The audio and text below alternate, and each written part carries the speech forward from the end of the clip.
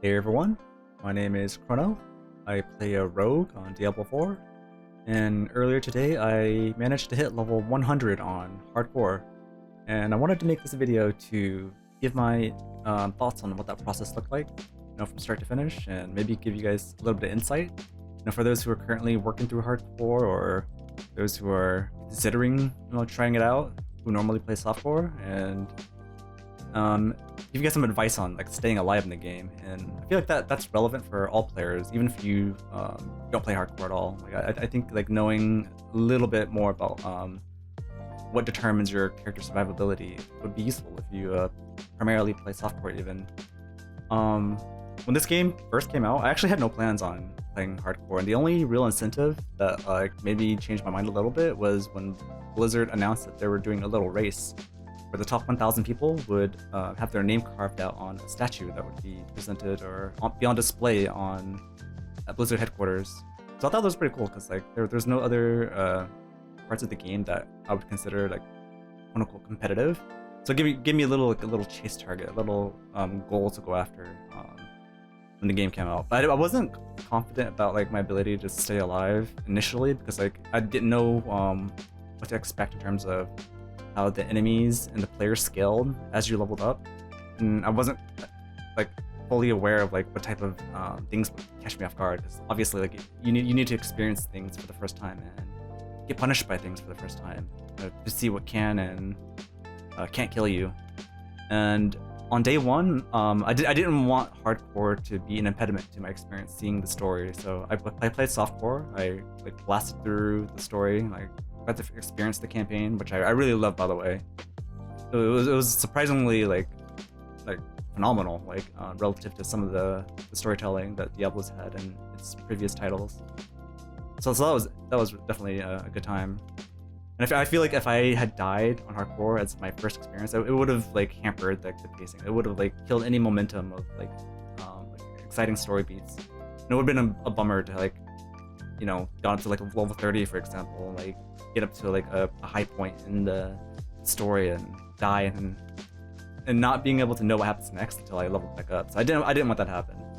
So I leveled on softcore, completed the campaign, got into World Tier 2, and got my character to about level 55. And it was at that point I realized that like it was a lot easier to stay alive in this game than I previously anticipated. So on day 2, that was when I had made the decision to try out hardcore. So I made a character. I got him to be able to skip the campaign, because the ability to skip campaign is not locked behind both softcore and hardcore.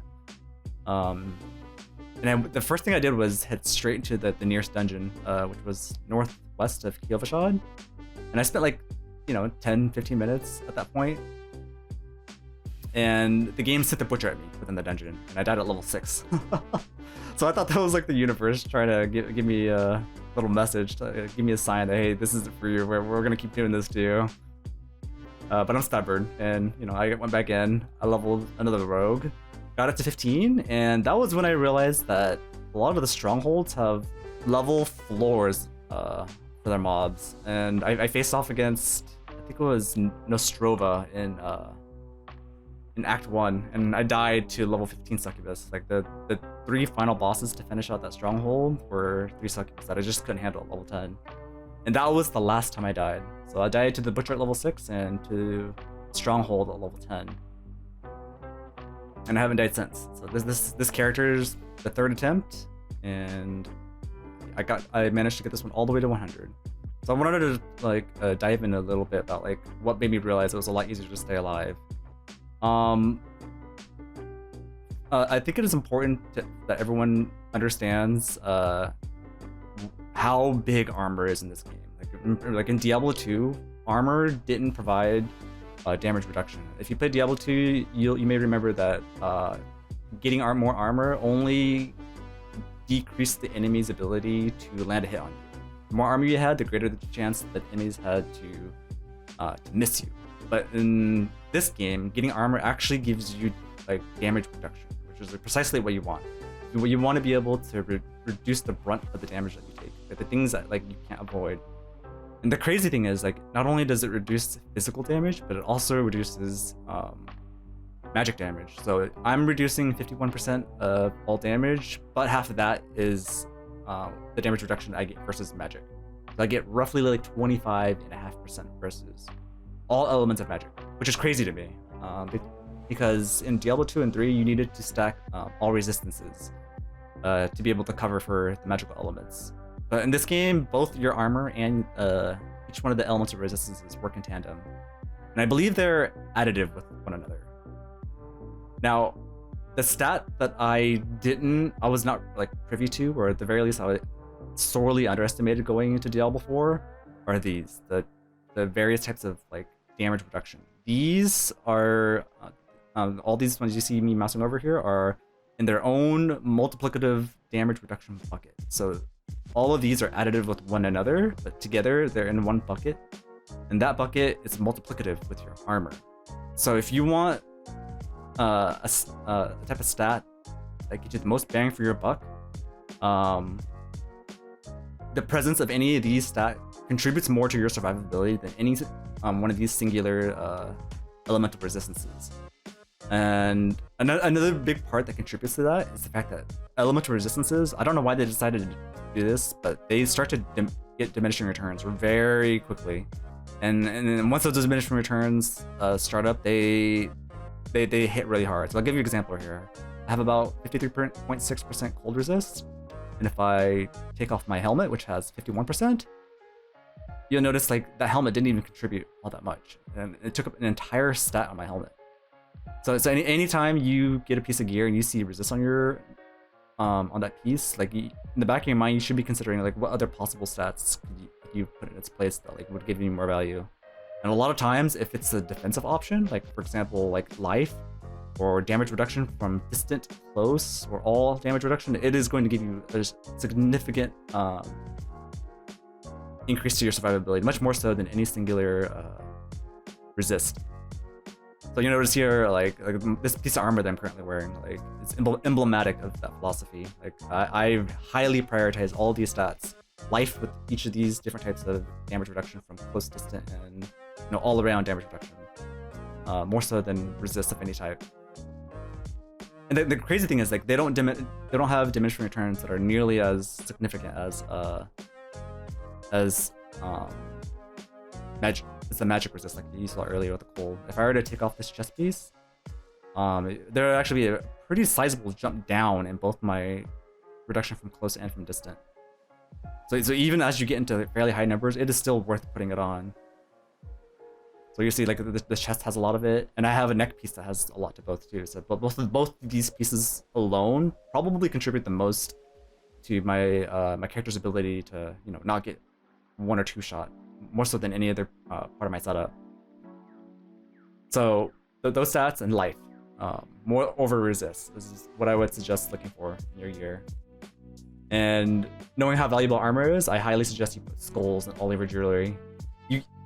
The thing about resist is it's not worth getting unless one source of it offers you all resist all at once rather than one singular resist. Like I lean heavily on my all resist coming from intelligence rather from gear, because anytime I have the option to choose between all resist and armor, I'm going to choose armor every time, just because armor is defense against all sources of damage, both physical and magical. So I think that's very important to know. And the reason like I first started noticing this leveling, like I feel like the early levels from like 1 to 20 is where you'll feel the most squishy. That's where like the mistakes will punish you the hardest.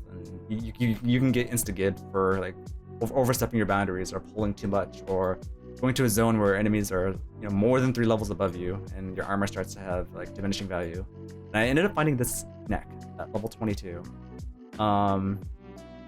And shortly after, I found an obedience legendary, which I used to imprint this neck. That's why you see it have this crazy amount. It has up to 75% damage reduction on it. And this item single-handedly carried my character's ability to, be greedy and be braver and stay alive for like almost 30 levels straight. The only reason why you see it have a level requirement at 50 is because I noticed that when you socket it with a gem, the level requirement of the item gets raised to the level requirement of the gem. And once you unsocket it, it doesn't go back down. But this neck was found at level 22. and it has both of the damage reduction stats on it.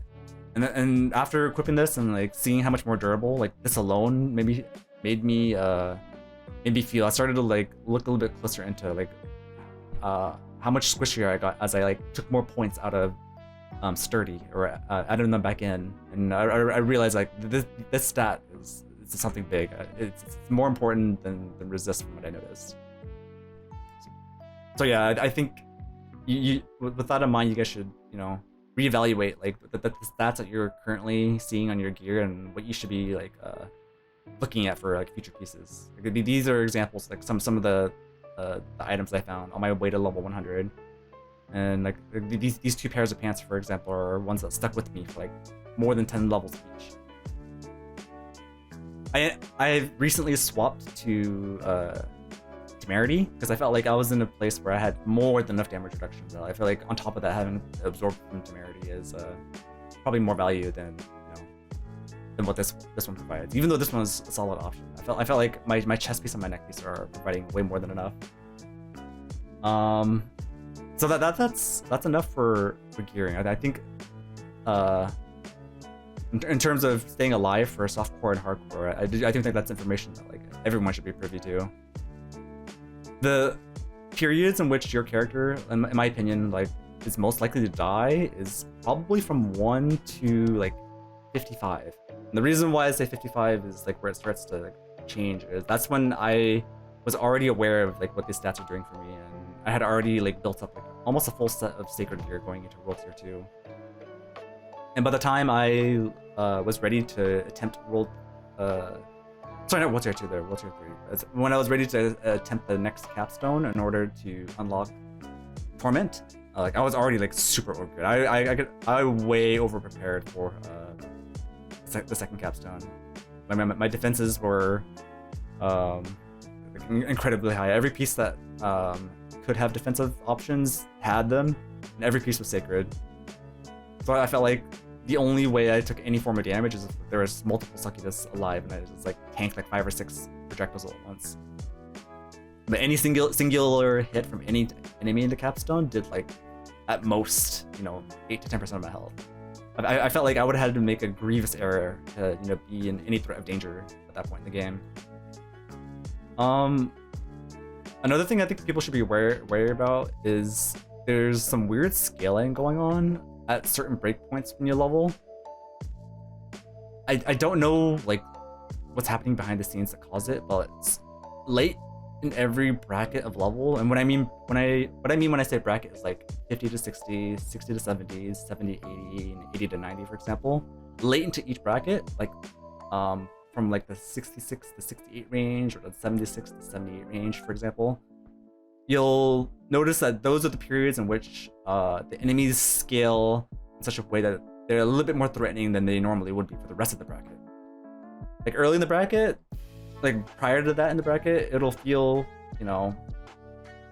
like pretty solid if you optimize your character's gear pretty well. But for some reason during that 76, 77, 78 period, for example, in each bracket, you're a little bit more at risk, and I don't know what the reasoning for that is behind the scenes. If someone knows the specifics for why that's the case, I'd love to know. But I think you guys should be aware, because I noticed that to be consistent like throughout the entirety of my character's journey. I started picking up on that in World Tier 3. And that trend stops at 97. You're probably seeing a lot of footage right now of me just like completely demolishing things in a non-nightmare dungeon. Like I'm just walking up to things, like tapping them real quick, and they just get instant one shot. That was not the experience for me for the majority of my time leveling this character. Like even once I had acquired gear of this caliber, like things still put up a fight. Like I was still afraid of dying from moment to moment. Like for the majority of my time from like level 70 to high 80s, it was very easy to die in Champion's Demise if I overextended or like pulled a pack where like 5 to 6 of the mobs each had a separate type of CC. If I committed to challenging them head on, there was a really good chance I could get chain CC and die. Speaking of chain CC, throughout my entire time playing this character, I have had 4 close calls that I can recall off the top of my head, and every single one of them were as a result of being chain frozen. And if you've played this game for a decent amount of time, there's a very high chance you've experienced this and know exactly what I mean. Being frozen in this game is like the absolute scariest thing, and it's the easiest way to die. And honestly, like the only way that you can really learn to avoid it is to like recognize when you're in a situation where there's just too many elites, and the presence of even one freezing affix should be enough to scare you away. Like whenever I see more than 3 or 4 packs of elites and there's any freezing mechanics at all, I instantly pull out my scroll of escape, or I pop a death evasion. If I choose to challenge that pack, if I see how threatening that pack is and I choose to challenge it anyway, that's when I pop my elixir of death evasion. Those are the best moments for me to consider this. For those of you who don't play hardcore, you probably don't even know what these 2 items are. Scroll of Escape is an item that's decently rare. Like, I don't know what the algorithm is behind the scenes that determines like its drop rate, but I don't think I saw the first one drop for my character until like several hours into playing them. I maybe have seen like one throughout the entirety of Fractured Peaks, and like after the first sighting, like it was like every like 2.5 to 3-ish hours thereafter. There came a point where I saved up enough such that like I didn't need to pick them up anymore. And what this does is once you use it, you instantly get teleported to Kielvashad. There's no channel time. So if you're in a pickle and you don't feel like you can escape the situation, even if it's in the middle of a boss fight, you could be fighting like Lilith, for example. And if you feel like things aren't in your favor, you're running out of potions and you can't finish the fight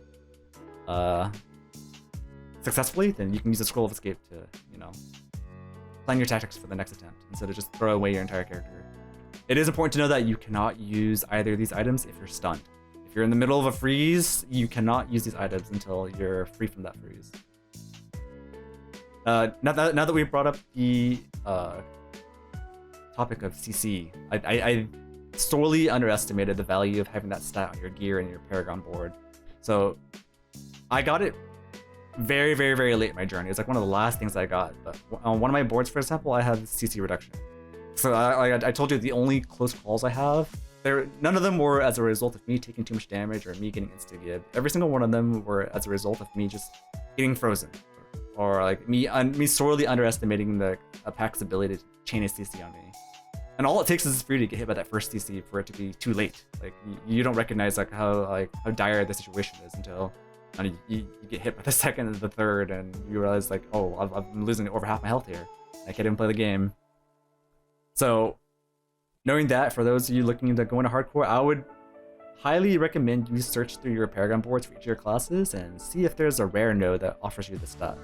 Like you'll notice like surrounding it are enough to get a total of about 28% here, which is pretty crazy because you can stack that up with CC reduction on the helmet too. Like I'm currently in the search of a helmet that has similar stats to this, but instead of cold resist, I would want the CC reduction.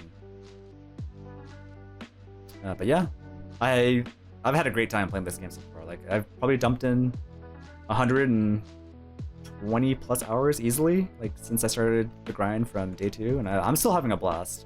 But I thought it was important that I put up this video and give people some insight on how to stay alive. But yeah, I hope you guys enjoyed this video. I'll see you guys next time.